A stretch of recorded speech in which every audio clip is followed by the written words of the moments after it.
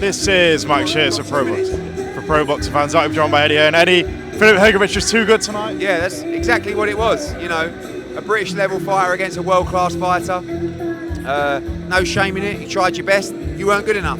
You can't sit on the ropes. You can't just take punishment. You got to be a little bit more creative than that. And I'm proud of Dave. Made a lot of money tonight. Had the experience that he's always dreamed of.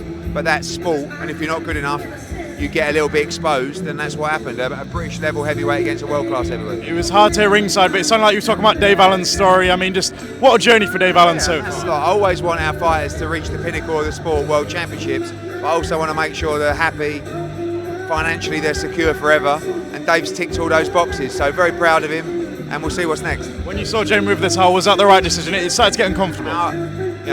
Even at the end of the second round, I was happy for the fight to stop. You know, if you're not doing the right things, if you're just taking unnecessary punishment, what's the point? You can't win the fight, and that's why, you've got to be getting him out of there. Are you wanting to look at a British title next?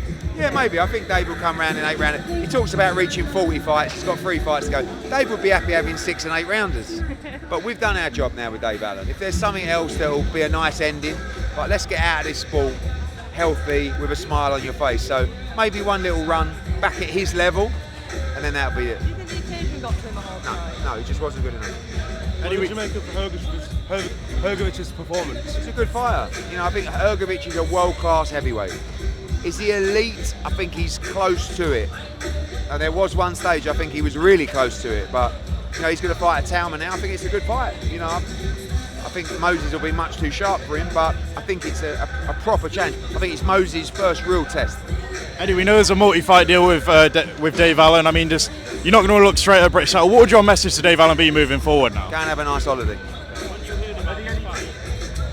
Did it kind of raise eyebrows? What was your advice? Yeah, it was like, fucking hell, that's a hard fight. Yeah. But also, it's a load of money, and it's at Doncaster Stadium. So, and listen, I didn't drive here tonight thinking, we're going to win this fight, but I drove here tonight thinking, you know what?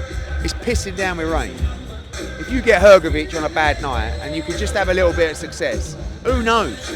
And we were miles wrong because he was miles too good. And that's it. What kind of level do you think Dave Allen should be fighting at? British title level. I mean, you saw that when he beat Johnny Fisher, who's a very good British level fighter, and that's Dave's level. You step up and you fight a world-class fighter, sometimes you get exposed, and that's what happens. Where are we at with November, but we got a win on July 25th. Last question. What would you like to see Filip Hrgovic do next? It's fighting Moses Itauma, apparently. It's a good fight. Is Josh Kelly a Josh Kelly, yeah, potentially August in Newcastle. I think in the next week we'll make his next move. Cheers all.